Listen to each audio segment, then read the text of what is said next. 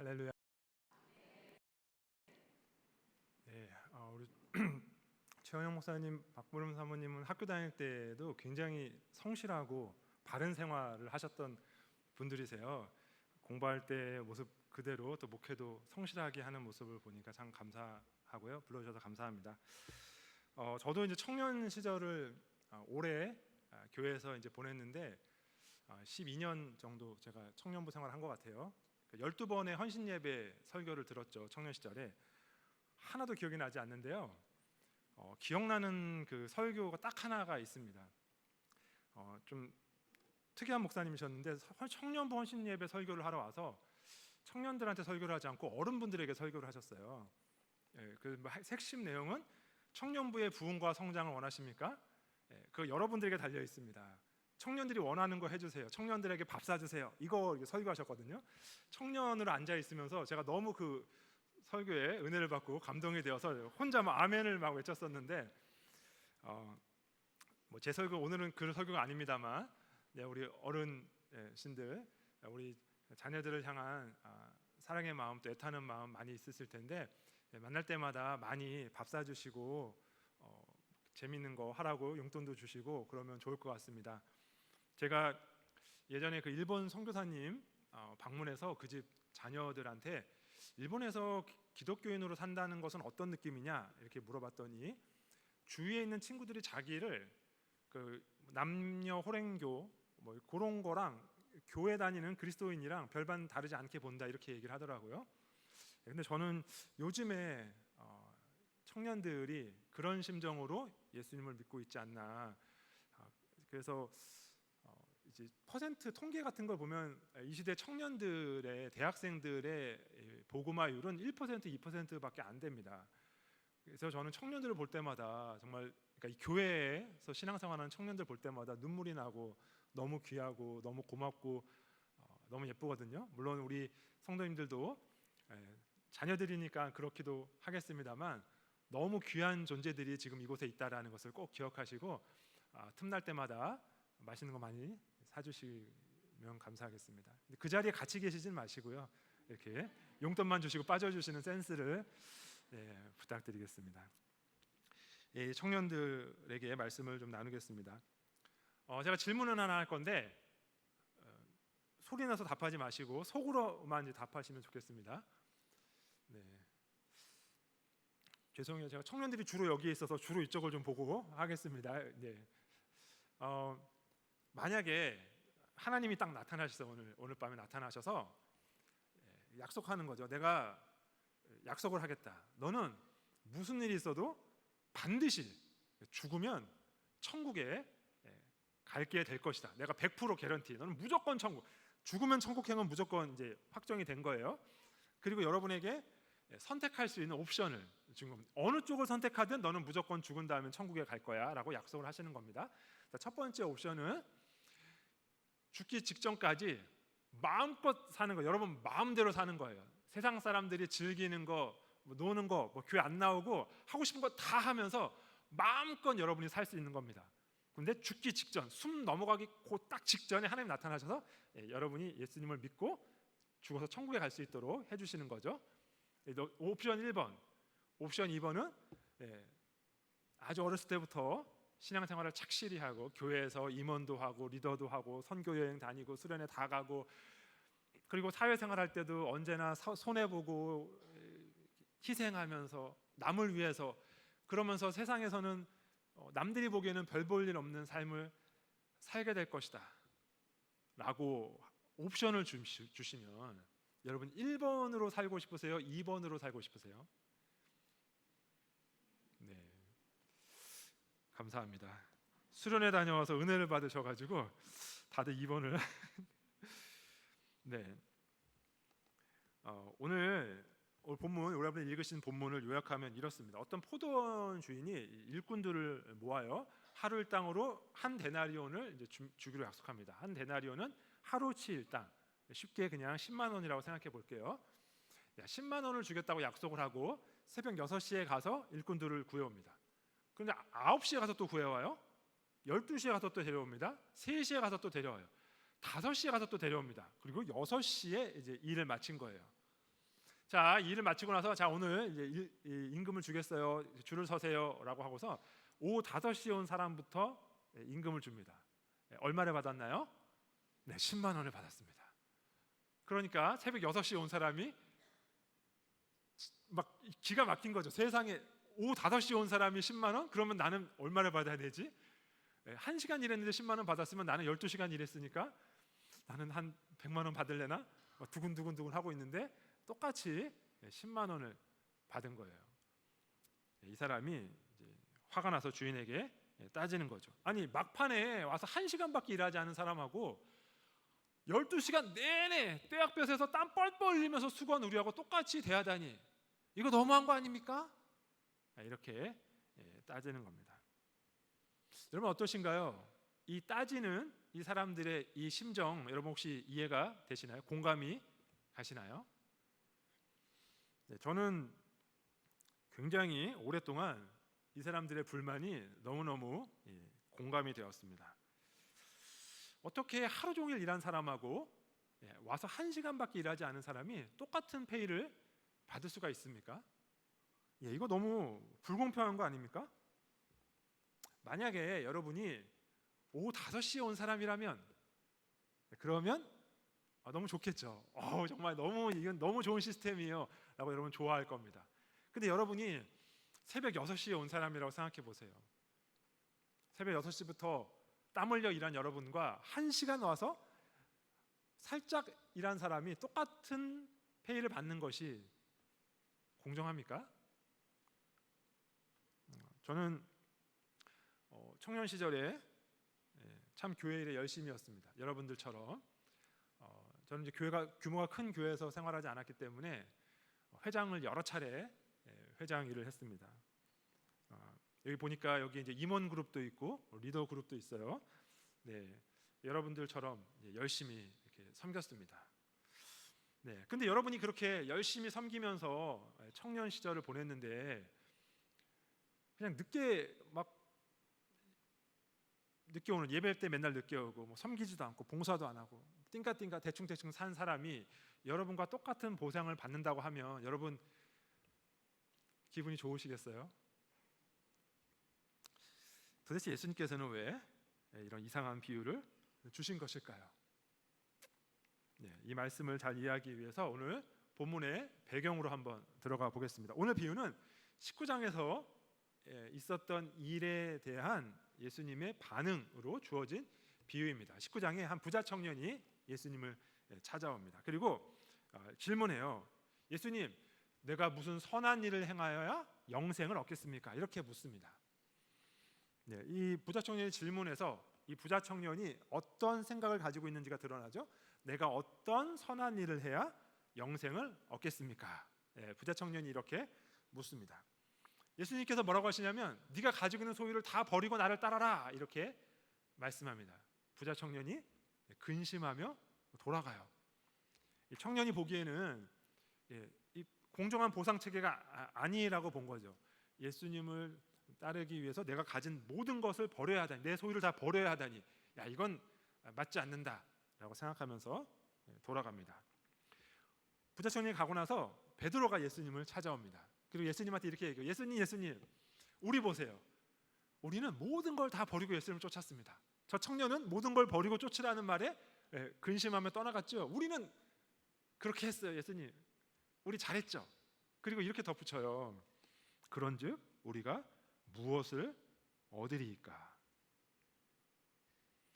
이 부자 청년과 이 베드로는 현격한 차이가 있습니다. 한 명은 자기가 가진 걸 버리지 못했고 한 명은 자기가 가진 걸 다 버렸어요. 그리고 예수님을 쫓았어요. 하지만 베드로도 부자 청년도 똑같은 사고방식을 가지고 있었던 겁니다. 내가 무엇을 하면 무엇을 받는다, 이런 생각을 가지고 있었던 것이죠. 그 베드로의 말에 대해서 예수님께서 하신 말씀이에요. 예수님께서는 먼저 그래 베드로야, 너 이거 얻을 거야 라고 말씀하시고 나서 그리고 덧붙이신 말씀이 오늘 우리가 읽은 마태복음 19장 30절의 말씀입니다. 그러나 먼저 된 자로서 나중되고 나중된 자로서 먼저 될 자가 많으니라. 네, 이 말씀은 분명히 이 베드로에 대한 경고입니다. 정당한 보상 체계를 가지고 있는, 나는 모든 걸 다 버리고 예수님을 쫓았어요라고 말하는 베드로에 대한 경고의 말씀입니다. 우리가 보기에는 베드로의 생각이 정당한 것 같아요. 자기 모든 걸 버리고 쫓았으니 많은 보상을 받아야 될 것 같죠. 그런데 예수님께서는 그거 굉장히 위험한 생각이야. 너 그러다가 나중될 수 있어. 이렇게 말씀하시는 겁니다. 자, 이제 베드로의 요구에서 도대체 무엇이 잘못된 것인지, 베드로가 괜찮다고 생각하는 이 이야기에 먼저 와서 일한 사람이 억울하다고 생각하는 우리의 생각에 무엇이 잘못된 것인지를 확인하기 위해서 종일 수고하며 더위를 견디는 일, 이 일의 본질이 무엇인지를 오늘 세 가지로 같이 나누도록 하겠습니다. 자, 첫 번째, 종일 수고하며 더위를 견디는 일의 본질은 그 시작도 그 결과도 모두 은혜라는 것입니다. 여러분, 은혜가 무엇인가요? 은혜가 무엇입니까? 은혜는 일반적으로 자격 없는 자에게 주어지는 선물, 이렇게 정의합니다. 자격이 있는 사람한테 주어지는 것, 그것은 은혜가 아닙니다. 그것은 정당한 대가이겠죠. 은혜는 정당한 대가가 아니기 때문에 본질상 불공평합니다. 불공평하지 않으면 그것은 은혜가 아니에요. 자, 오늘 본문에서 우리가 생각하는 정당함, 또 공평함의 관점에서 봤을 때 가장 불공평을 당한, 가장 손해본 인물이 누구입니까? 네, 감사합니다. 정답을 맞추시는 분들이 계시네요. 네, 오늘 본문에서 손해를 본, 불공평한 손해를 본 사람은 새벽 6시에 와서 일한 일꾼이 아닙니다. 새벽 6시에 와서 일한 사람은 손해본 것이 전혀 없죠. 하루치 일당을 받기로 약속하고 일해서 하루치 일당을 받았어요. 전혀 손해를 본 것이 없습니다. 누가 손해를 봤나요? 네, 포도원 주인이 손해를 봤죠. 포도원 주인은 하루 일한 것만큼 그 일한 거에 맞게 자신의 재물을 지출하면 되는 거였어요. 그런데 단 1시간 일한 사람에게도 하루 종일 일한 사람의 임금을 지급했습니다. 그러니 오늘 이야기에서 유일하게 손해를 본 사람, 정당한 거래를 하지 못한 사람, 불공평한 대우를 받은 사람은 주인뿐이었습니다. 주인이 왜 이런 손해보는 장사를 한 거죠? 우리는 이 주인의 이야기를 보면 주인의 목적이 이익을 남기는 것이 아니다라는 것을 분명하게 알 수 있습니다. 만약에 주인의 목적이 이익을 남기는 거였다면 늦게 온 사람에게, 1시간밖에 일하지 않은 사람에게 하루치 일당을 줄 수가 없는 것이죠. 주인의 목적은 자신의 이익이 아니라 일꾼들이 임금을 받아서 살아갈 수 있게 해주는 것에 있었다는 것이 분명합니다. 이 시대에는 대부분의 사람들이 하루 벌어 하루 먹고 살아가는 사람들이었습니다. 왜 이 시대에 그렇게 수많은 사람들이 예수님을 따라다녔나요? 남자만 5,000명.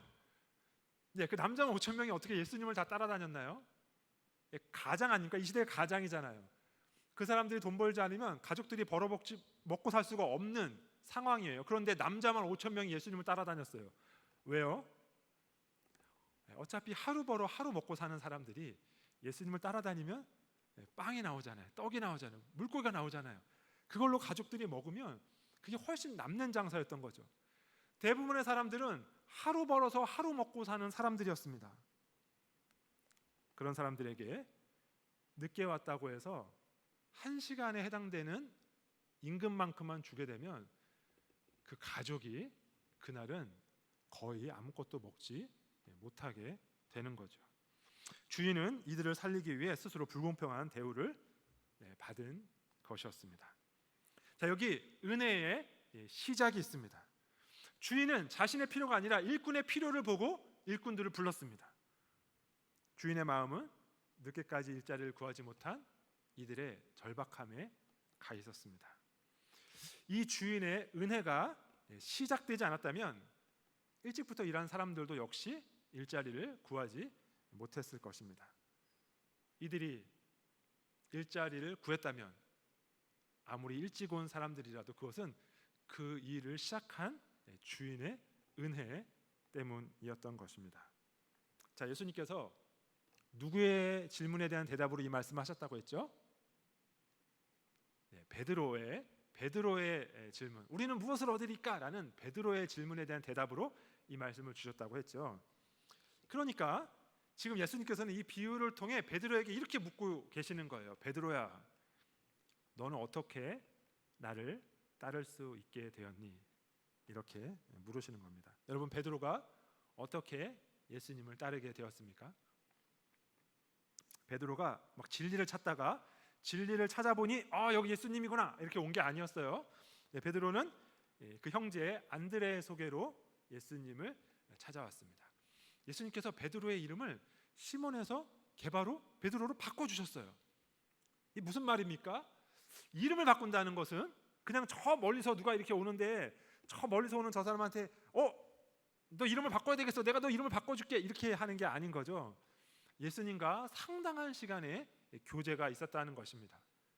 그런데 베드로는 바로 예수님을 따르지 않았어요. 그런 교제, 이름을 바꿔줄 수 있는 충분한 교제가 있었는데도 베드로는 예수님을 따르지 않았어요. 나중에 예수님께서 베드로를 찾아가십니다. 예수님께서 무리를 가르치시는데 무리가 많아요. 그 많은 무리한테 말씀을 전하기 위해서 거리를 둡니다. 그 방법이 배를 가지고 뛰어서 해변에서 좀 거리를 두는 거예요. 그러면 각도가 더 넓어지니까 더 많은 사람한테 말씀을 전할 수 있죠.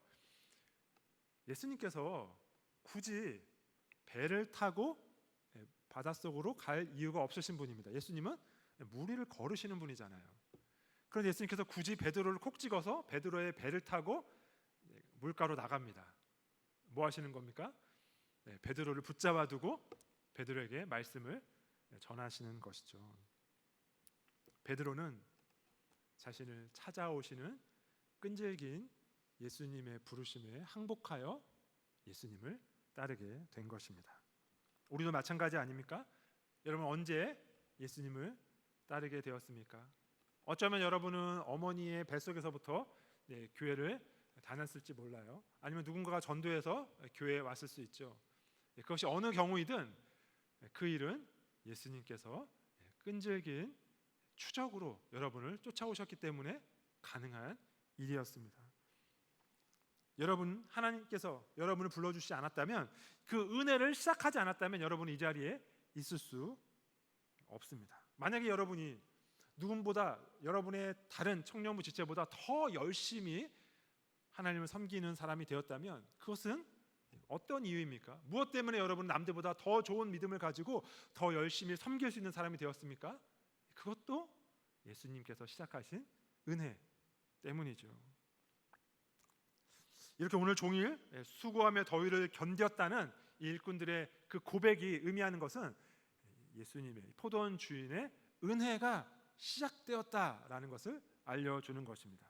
그리고 이 종일 수고하며 더위를 견딤은 시작뿐만 아니라 그 결과도 은혜입니다. 오늘 하루 일당으로 받은 한 데나리온, 이것은 한 식구가 먹고 살기에 충분한 은혜입니다. 우리가 이래서 이렇게 기도하죠. 오늘날 우리에게 일용할 양식을 주옵시고. 우리가 왜 일용할 양식을 주옵시고 이렇게 기도합니까? 왜 주용할, 월용할, 연용할 이렇게 기도하지 않고 일용할 양식을 달라고 기도합니까? 왜냐하면 일용할 양식, 그것으로 오늘 하루 우리가 살기에 충분한 은혜이기 때문이죠. 그리고 하나님께서는 내일 우리에게 또 충분한 은혜를 주실 것이기 때문입니다. 그런데 우리는 이 마태복음 20장의 이야기를 읽을 때 일반적으로 일찍 온 일꾼들이 억울하다라는 생각을 떨쳐버리기가 어렵습니다.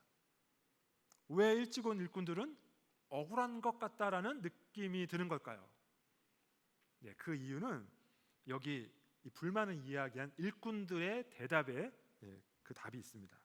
12절에 보니까요, 일꾼들이 이렇게 말합니다. 나중 온 이 사람들은 1시간밖에 일하지 아니하였거늘 그들을 종일 수고하며 더위를 견딘 우리와 같게 하였나이다. 여기 일꾼들이 왜 불만을 갖게 되었는지가 보이십니까? 이 일꾼들이 불만을 가진 이유, 억울하다고 생각한 이유, 불공평하다고 생각한 이유는 바로 나중 온 이 사람들은 때문입니다. 나중 온 이 사람들이 없었다면 한 데나리온으로 충분한 은혜를 받은 거죠. 자신이 받은 은혜에 감사하며 기쁜 마음으로 집으로 돌아갔을 것입니다. 그런데 이 사람들의 눈에 나중에 온 이 사람들이 보이게 된 거예요. 옆에 사람을 보지 않으면 우리의 은혜는 충분한 은혜입니다. 그런데 나중에 온 이 사람들과 비교하는 순간 나의 은혜는 충분하지 않은 은혜가 되어버려요. 나보다 더 좋은 대학에 들어간 것처럼 보이는 사람, 나보다 더 좋아 보이는 회사에 들어간 것 같은 저 사람, 나보다 더 예쁜 여자친구, 나보다 더 능력 있는 남자친구를 만난 것처럼 보이는 저 사람을 볼 때 내 은혜는 부족한 은혜가 되어버립니다. 여러분, 비교하지만 않으면 우리의 은혜는 충분한 은혜라는 사실을 꼭 기억하시기 바랍니다. 사랑하는 우리 오정 성화교회 청년 여러분, 첫 번째 우리가 살펴본 이 종일 수고하며 더위를 견디는 일의 본질을 기억하시길 바랍니다. 그 시작도 그 결과도 모두 은혜입니다. 오늘 주신 은혜에, 일용할 은혜에 감사하며 살아가는 우리 청년들 되시기를 축원드립니다. 자, 두 번째, 종일 수고와 더위를 견딤의 본질. 두 번째 본질은 그것이 가장 가치 있는 일이라는 것입니다. 자, 여러분이 보시기에 오늘 이 비유에 나오는 사람들 중에서 더 불쌍한 사람은 누구인가요? 여러분이 생각하기에 더 불쌍한 사람은 새벽에 일찍부터 와서 땀을 흘린 사람들인가요? 아니면 오후 5시에 와서 살짝 일하고 동일한 돈을 받아간 사람인가요? 누가 더 불쌍해 보이나요?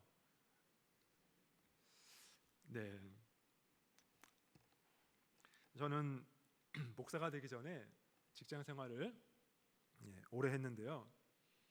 대학을 졸업하고 나서 한 1년 정도 백수로 지낸 시간이 있었습니다. 집이 엄청 잘 살아서 좀 쉬었다 일하지 일찍부터 일해서 뭐래, 이런 마음으로 제가 백수를 지냈으면 얼마나 좋았겠습니까만 그게 아니라 취업에 실패해서 백수로 보낸 시간들이 있었습니다. 저희 어머니는 파출부로 일하면서 저희 세 자녀를 힘들게 기르셨습니다. 저희 아버지가 이제 허리를 다치셨는데 한 1년 정도 꼼짝을 못하고 누워 계시고 그 이후에 조금씩 움직이실 수 있게 되셨습니다만 경제 활동을 하지 못하셨습니다. 어머니가 파출부 일을 하시면서 저희 세 남매를 대학 공부까지 다 시키셨습니다. 우리 여기 계신 분들 중에서도 그렇게 자녀들을 위하여 헌신하시는 부모님들이 많이 계실 텐데요. 대학을 졸업했는데 여전히 저는 새벽에 파출부 일을 나가시는 어머니가 머리맡에 놓아두고 가시는 그날의 용돈을 받아다가 길을 나섰습니다. 그리고 도서관에 가서 취업 게시판을 들여다보고 자기소개서를 쓰면서 그렇게 힘든 시간을 한 1년 정도 보냈었습니다. 제가 한 번은 학교 선배를 만나러 강남역에 갔습니다. 강남역에 이제 회사에서 일하고 있는 선배를 만나려고 그 회사 앞에서 기다리고 있는데 점심시간이 되니까 수많은 직장인들이 하얀 와이셔츠에 넥타이를 메고 사원증을 걸고 우르르 쏟아져 나오는 거예요. 백수로 있을 때 그렇게 쏟아져 나오는 직장인들을 보면서 제가 거기서 어떤 생각을 했겠습니까? 오늘 비유에서 가장 불쌍한 사람은 누구일까요? 오늘 포도원에 늦게 들어온 사람들, 뒤늦게 들어온 사람들, 그 사람들이 왜 늦게 들어오게 되었는가? 6절과 7절에서 이렇게 기록하고 있습니다.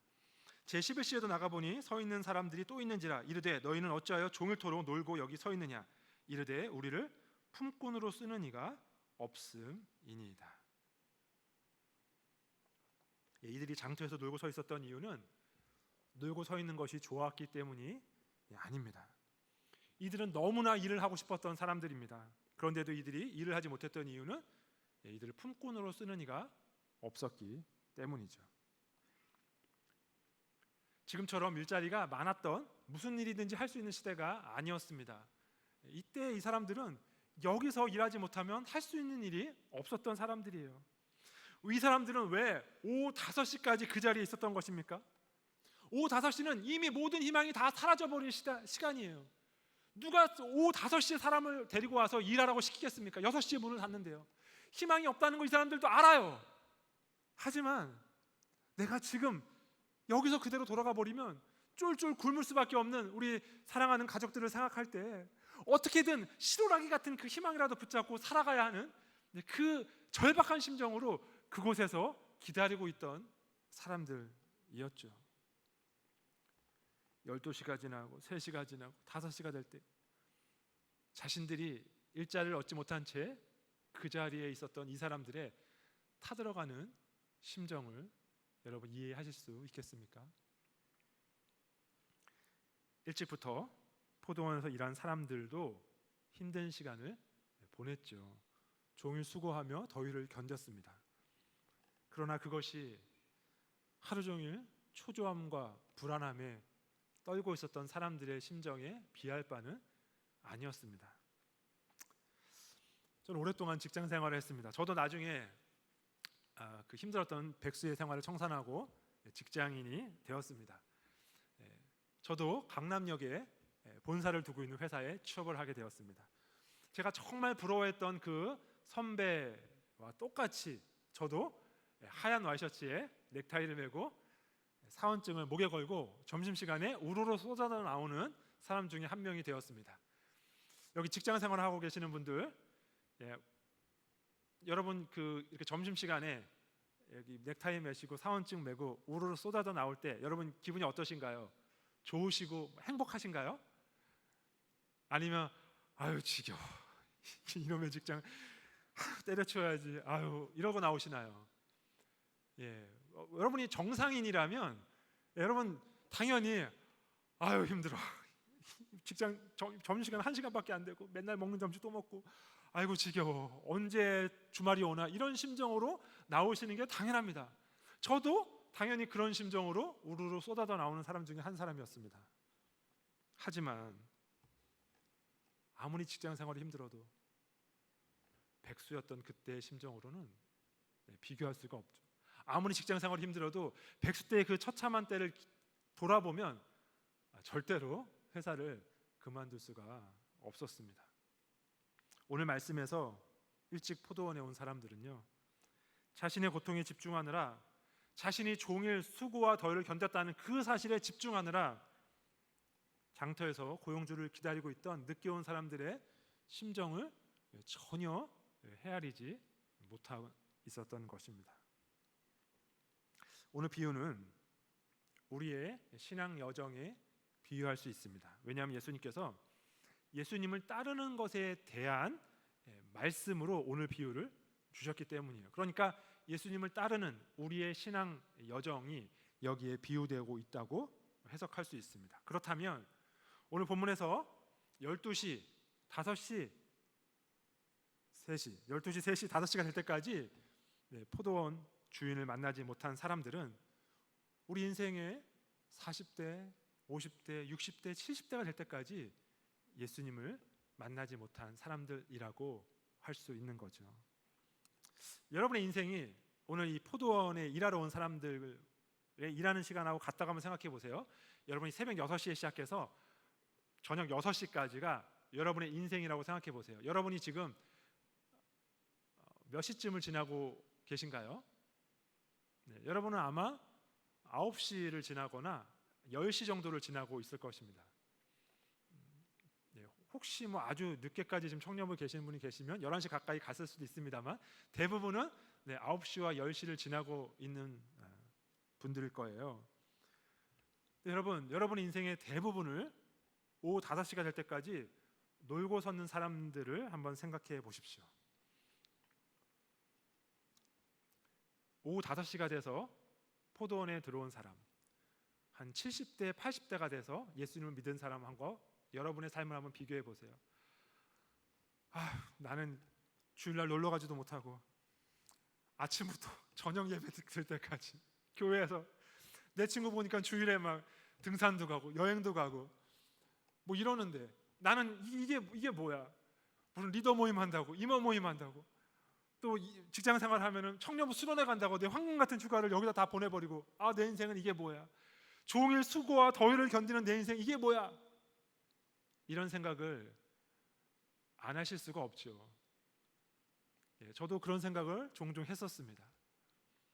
할 수 있는 생각입니다. 그런데 여러분, 그 생각을 하실 때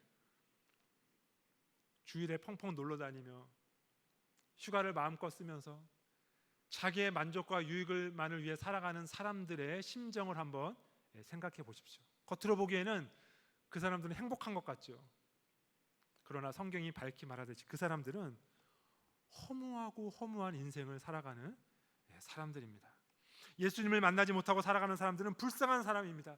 인생의 목적이 무엇인지 모르고 살아가는 사람이에요. 참된 위로와 만족이 무엇인지 모르고 살아가는 사람들입니다. 그 사람들이 그렇게 화려한 인생을 사는 이유는 그것 말고는 답을 찾지 못하기 때문이에요. 인생의 최정점에 살았다고 사람들이 말하는 마돈나가 자신의 인생을 돌아보며 이렇게 고백한 적이 있습니다. 내 인생은 끊임없이 더 높은 정상을 향해 추구하는 삶이었습니다. 어느 산의 정상에 올랐다고 생각하면 더 높은 산의 정상이 나를 기다리고 있어요. 또 그 높은 산의 정상에 올라가면 또 더 높은 산이 나를 기다리고 있어요. 나는 단 한 번도 인생의 만족을 경험해 본 적이 없습니다. 예수님을 만나지 못한 인생은 끝없는 공허와 허무함 속에 살아가는 인생입니다. 우리를 지으신 목적이 포도원에서 일하는 것이라면 그 목적에 맞게 인생을 살아가는 것이야말로 가장 가치 있는 인생, 가장 복된 인생을 사는 것입니다.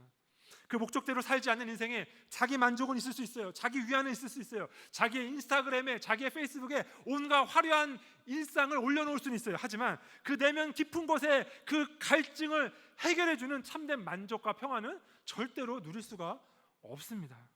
사랑하는 오정 성악교회 청년 여러분, 여러분이 만약 주님을 따르느라 종일 수고와 더위를 견디는 삶을 살고 있다면, 가장 가치 있는 삶을 살고 있다는 사실을 꼭 기억하시기를 바랍니다. 그리고 아직 그 삶을 시작하지 못한 분이 계시다면 꼭 그 기쁨에 동참하는 은혜가 있기를 주님의 이름으로 축원드립니다. 자, 이제 마지막입니다. 마지막으로 살펴볼 종일 수고하며 더위를 견딤의 본질은 그것이 천국이라는 것입니다. 자, 오늘 이 비유에서 천국은 무엇과 같다고 했죠? 천국은 무엇입니까? 천국은 포도원에 들어가는 것이 아닙니다. 천국에 들어가는 것은 포도원에 들어가는 게 아니에요. 천국은 포도원에서 일한 대가로 데나리온을 받는 것도 아닙니다. 천국은 무엇이라고 했죠? 1절에 보니까 이렇게 말씀합니다. 천국은 마치 품꾼을 얻어 포도원에 들여보내려고 이른 아침에 나간 집 주인과 같으니. 천국이 뭐라고요? 집주인입니다. 천국은 집주인입니다. 자, 그러니까 천국의 삶은 주인의 삶과 같다고 할 수 있죠. 자, 오늘 본문을 보니까요, 천국과 같은 주인은 어떤 모습으로 하루를 보내고 있습니까? 여러분은 만약에 우리가 죽은 뒤에 천상의 천국에 가게 되면 어떻게 하루를 보낼 거라고 생각하세요? 1번, 하루 종일 그렇게 자고 싶었던 잠을 푹 자면서 먹고 싶은 거 마음껏 먹고 놀고 먹고 잘 것이다. 2번, 그곳에서도 열심히 일하게 될 것이다. 우리는 1번을 기대할지 모르지만 오늘 본문에서 천국은 마치 집주인과 같다고 해요. 근데 집주인이 어떻게 살고 있습니까? 집주인이요? 언제 일꾼을 구하려고 장터에 나가나요? 이른 아침에 나갑니다. 이른 아침. 여러분이 이른 아침에 새벽에 새벽 기도에 참여하고 일터로 가는 것처럼 이른 아침에 나가요. 그리고 그 다음에 나는 이른 아침에 갔다 왔더니 너무 피곤해. 오늘 진짜 좀 쉬어야 되겠어. 이러고 있나요, 주인이? 안 그러죠. 3절에 보니까 제3시에 나가보니, 5절에 보니까 제6시와 제9시에 또 나가, 6절에 보니까 제11시에도 나가보니, 지금 이 주인이 뭐 하고 있습니까? 또 나가고 또 나가고 또 나가고 있죠. 이 주인은 왜 이렇게 열심히 나가고 있습니까? 지금 이 포도원에서 일한 사람들이 종일 수고와 더위를 견뎠다고 했잖아요. 그러니까 더운 날이에요. 이 주인도 마찬가지로 똑같이 수고와 더위를 견디며 장터로 나가고 또 나가고 있습니다. 왜 그러고 있죠?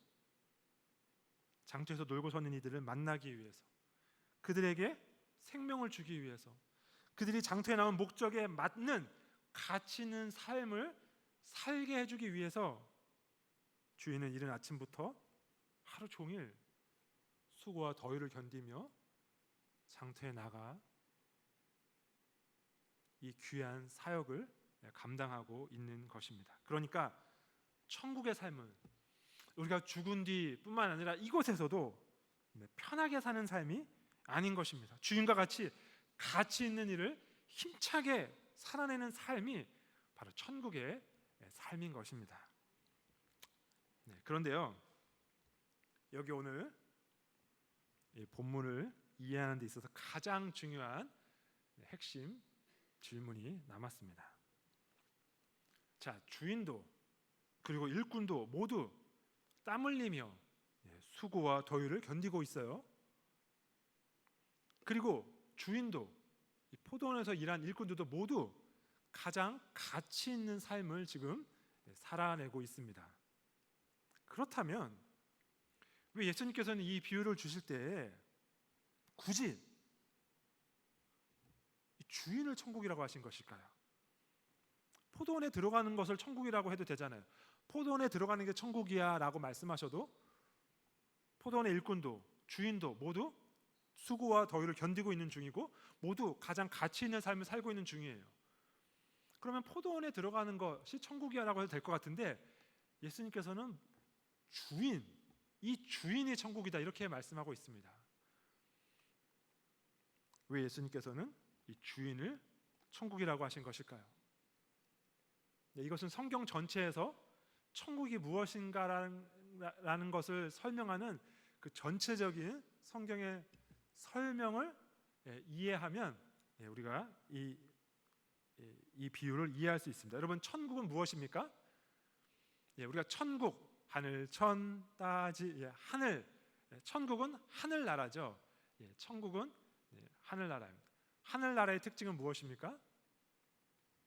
하늘나라의 특징은 뜻이 하늘에서 이루어진 것 같이 땅에서도 이루어지는 것. 아직 이 땅에서는 하나님의 뜻이 온전히 이루어지지 않았지만 그 하늘은 하나님의 뜻이 온전히 이루어진 곳이죠. 하늘나라, 천국의 특징은 하나님의 통치가 온전히 이루어지는 곳입니다.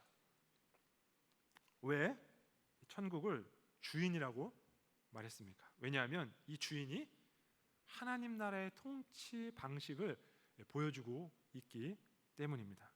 이 주인이 보여주는 하나님 나라, 그 나라가 어떤 나라인가요? 그 나라는 은혜로 다스려지는 나라이죠. 이익이 아니라 생명을 우선하는 나라입니다. 백수의 마음을 위로하는 나라입니다. 소외되고 연약한 자들을 돌보는 나라입니다. 하루 종일 나가는 주인, 생명을 살리기 위해 땀 흘리는 나라입니다. 이 가치를 위해서 기꺼이 자발적으로 손해를 감수하는 나라입니다. 포도원에 들어온 일꾼들은 똑같이 가치 있는 삶을 살았고 수고하고 더위를 견뎠지만 사실 이들의 마음은 지옥과 같은 마음이었죠. 왜냐하면 내가 이 일을 해서 무엇을 얻을 것인가 집중되어 있었기 때문입니다. 여러분이 아무리 최선을 다하여 교회를 섬긴다고 하더라도, 임원이 되고 리더가 되고 교회에서 중요한 직분을 맡아서 열심히 섬긴다고 하더라도 만약 여러분의 마음이 이것을 행하여 내가 무엇을 얻겠습니까? 라는 마음을 가지고 있다면 여러분 지옥을 사는 삶을 살게 될 거예요. 아니, 내가 이렇게 열심히 일했는데 어떻게 하나님 저렇게 열심히 하지 않은 저 친구에게 저렇게 좋은 직장을 주고 나에겐 이런 직장을 밖에 안 주는 겁니까? 이런 불평과 불만이 여러분의 삶에 평생에 함께 있을 것이기 때문입니다. 그러나 주인의 마음으로 종일 수고하고 더위를 견딘다면 여러분은 바로 천국을 살고 있는 것이죠. 그 주인의 마음에 따라 이 천국의 가치에 동의하며 이 주인의 일에 동참하는 것, 그러한 마음으로 종일 수고와 더위를 견딜 때에만 여러분은 참된 천국을 경험하는 것입니다. 사랑하는 오정성학교회 청년 여러분, 우리는 종일 수고와 더위를 견디는 일의 본질을 다 살펴보았습니다. 여러분이 생각하기에 여러분은 어떤 쪽인가요? 여러분은 종일 수고와 더위를 견디고 있나요? 아니면 그건 좀 나중에 견디고요. 지금은 좀 쉬고 싶습니다. 여러분이 쉬고 있는 쪽이라면 여러분의 마음이 종일 수고와 더위를 견디기를 원합니다. 이런 마음으로 변화되기를 소원합니다. 그리고 여러분이 종일 수고와 더위를 견디고 있는 쪽이라면 여러분이 어떠한 마음으로 이 일에 동참하고 있는가를 점검해 볼 수 있기를 원합니다. 여러분이 만약에 그러므로 우리가 무엇을 얻으리까? 라는 질문으로 견디고 있다면 여러분 나중될 확률이 높습니다. 그러나 주인의 마음에 동참하여 종일 수고와 더위를 견디고 있다면 여러분은 이미 주인 안에서 천국을 살고 있는 것이죠. 바라기는 오정성학교의 청년 여러분 모두, 그리고 우리 성도님들 모두 하나님 나라의 통치 방식에 동참하여 종일 수고와 더위를 견디며 천국의 삶을 살아가시기를 주님의 이름으로 축원드립니다. 기도하겠습니다. 사랑 많으신 하나님 아버지, 은혜를 감사드립니다. 우리에게 은혜를 베풀어 주셔서 주님을 만나게 하시니 감사합니다. 우리에게 날마다 충분한 일용할 양식을 은혜로 베풀어 주시니 감사합니다. 우리로 정말 가치 있는 인생을 살게 하시니 감사합니다. 우리로 이미 천국을 살게 하시니 감사합니다. 우리가 날마다 이 마음을 잊지 않고 주인의 그 다스림, 주인의 마음, 세상을 섬기며 세상을 살리는 그 귀한 마음에 동참하는 마음으로 종일 수고와 더위를 견디게 하여 주시옵소서. 그 길을 걸어갈 때 자꾸만 주위를 바라보며 주위의 모습 때문에 불평과 원망과 억울함이 몰려올 때마다 서로 돌아보아 사랑과 선행을 격려하는 우리 오정성학교의 청년들, 또 우리 모든 성도님들 되게 하여 주시옵소서. 예수 그리스도의 이름으로 기도드리옵나이다.